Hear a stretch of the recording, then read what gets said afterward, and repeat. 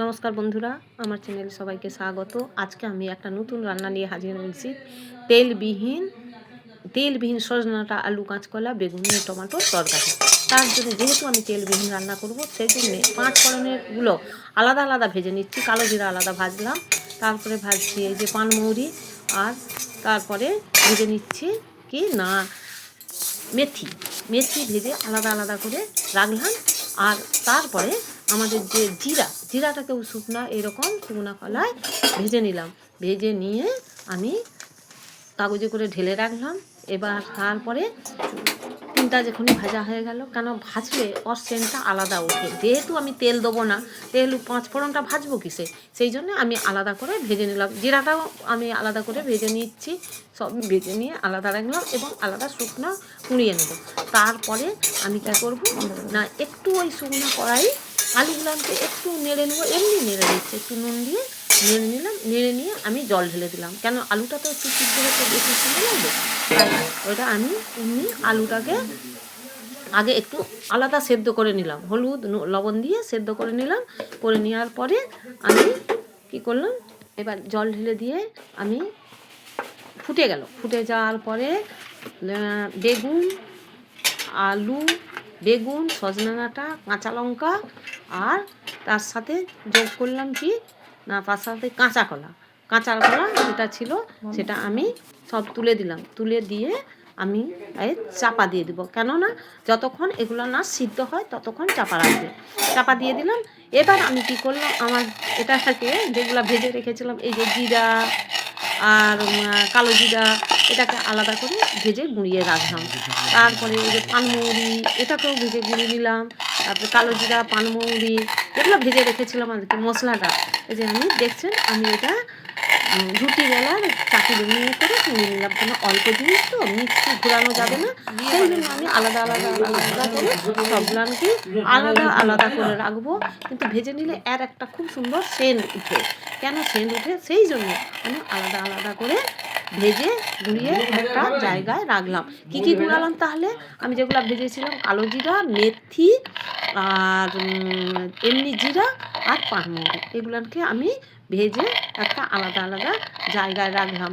রেখে আমি কি করব, ততক্ষণ সিদ্ধ হয়ে গেছে, এগুলো সিদ্ধও হচ্ছে আর আমার এগুলো মশলাটাও তৈরি হচ্ছে, যেহেতু আমি তেল দেবো না। আর পরে কি করব না, একটু মিক্সি বসিয়ে দেবো। মিক্সি বসিয়ে দিয়ে তাই ডাক্তারবাবুরা এখন কি বলেন না, তেল মশলা ছাড়া তরকারি খেতে। কিন্তু যাদের আবার হার্টের প্রবলেম আছে, তাদের তো একদমই তেল খাওয়া চলেনি। তার জন্যে কি করব না, আমি বিনা তেলে রান্না করা দেখাচ্ছি।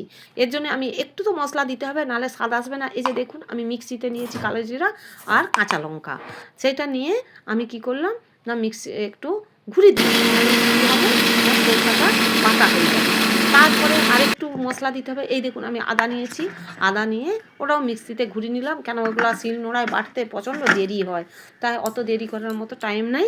সেই জন্যে যে কথা বলতেছিলাম, যে ডাক্তারবাবুরা এখন বলে যে তেল মশলা ছাড়া, কিন্তু তেল মশলা ছাড়া রান্না শুনলেই তো সকলে আঁতকে ওঠে, কী করে তেল মশলা ছাড়া রান্না হবে, তেল ছাড়া কী করে রান্না হবে। আমি সেই তেল ছাড়া রান্নাটাই দেখাই, কেন আমাদের প্রয়োজন তো বেশি তেল লাগে না।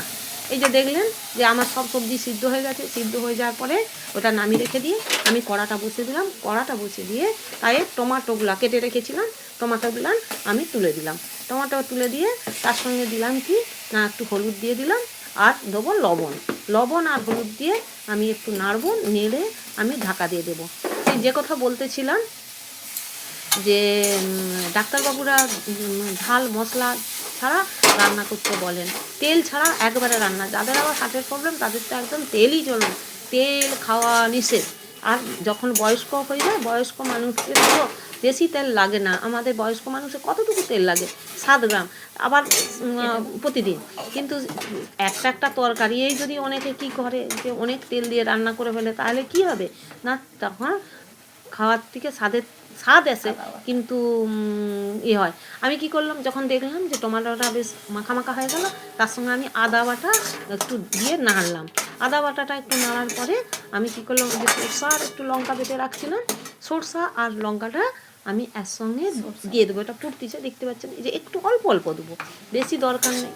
কিন্তু অল্প অল্প দিয়ে আমি ওইটা মশলাটা যখন টমেটো আর এটা হয়ে গেল, মশলাটা যখন কষলাম, কষার পরে দেখতে পেলো যে আমি যে সেদ্ধ করা এটা রাখছিলাম সেইটা আমি ঢেলে দেবো। এইখানে আমি নাড়ছি, নেড়ে দেখে নিলাম, এবার আমি এটা ঢুকে দেবো। তাহলে বেশি তেল খাওয়া তো আমাদের স্বাস্থ্যের পক্ষে উপকারী নয়, তাই আমি বিনা তেলে, যারা কম তেলে রান্না করতে পারেন না, আমি বিনা তেলে রান্না করে দেখিয়ে দিচ্ছি কীভাবে বিনা তেলে সজনে ডাঁটা, আলু আর বেগুনের ঝোল রান্না করা যায়, টমেটো আলু। এবার আমি এটা দিয়ে দিলাম, দিয়ে দেওয়ার পরে আমি এবার কী করছি না, এবার ফুটবে, এবার দিয়ে দিলাম, দেওয়ার পরে এবার একটু ফুটতে হবে। এই যে ফুটছে, ফুটার পরে আমি তার সঙ্গে কী করলাম না, আমাদের এই যে সবজি মশলা একটু আছে, একটু সবজি মশলা ছড়িয়ে দিলাম। আর ওর সঙ্গে আমি সবজি মশলা দেওয়ার পরে আমি দিলাম কি না, ওই যে জিরা গুঁড়া, ধনা গুঁড়া, পানমৌরি গুঁড়া আর কালো জিরার গুঁড়া, এইগুলা আমি একে একে অ্যাড করব। অ্যাড করে এই যে দেখুন এইগুলো আমি করবো। যেহেতু আমার তেলবিহীন, তাই এগুলো আমাকে একটু বাড়তি খাটতে হয় আর কি, সবাইকেই বাড়তি খাটতে হবে। দিয়ে এই যে খুব, আমি তো দেখতে পাচ্ছি খুব সুন্দর একটা সেন্ট উঠছে ভাজা মশলা আর সবজি মশলা। আমি আর ওইগুলো দেওয়ার পরে বেশিক্ষণ নাড়বো না, দিয়ে নামিয়ে দেবো। এই যে আমার ছেলে বলছে খুব সুন্দর হয়েছে, তাকে করতে দিলাম, দেখে বলছে, বলে মা তুমি এত সুন্দর রান্না করতে পারো, যে ভাবা যায় না। ব্যাস, তাহলে বন্ধুরা আমরা দেখলেন যে তেলবিহীন কীভাবে সজনে ডাঁটা, আলু, টমেটো, বেগুন, কাঁচকলার ঝোল করা যায়। তাহলে এটা দেখলাম, আপনারা ঘরে ট্রাই করুন, কোনো টেনশন নয় এবং খুব সুন্দর স্বাদ হবে, মশলার টেস্ট উঠবে। কথাই তো বলে তেলের কোনো স্বাদ নাই, তবু আমরা তেল ছাড়া রান্না করতে পারি না, আতঙ্ক হয়ে যায়। যদি আমার রান্নাটি ভালো লাগে তাহলে একটা লাইক, শেয়ার, কমেন্ট করুন এবং আরও নতুন নতুন রান্না পাওয়ার জন্যে আমার চ্যানেলটি সাবস্ক্রাইব করুন এবং কমেন্টে জানান এইভাবে আর কি রান্না আপনাদের জন্য দেবো। তাহলে আজকে এই পর্যন্ত, তাহলে টাটা, আমি আসছি, টাটা, দেখতে থাকুন তেলবিহীন সজনে ডাঁটার ঝোল।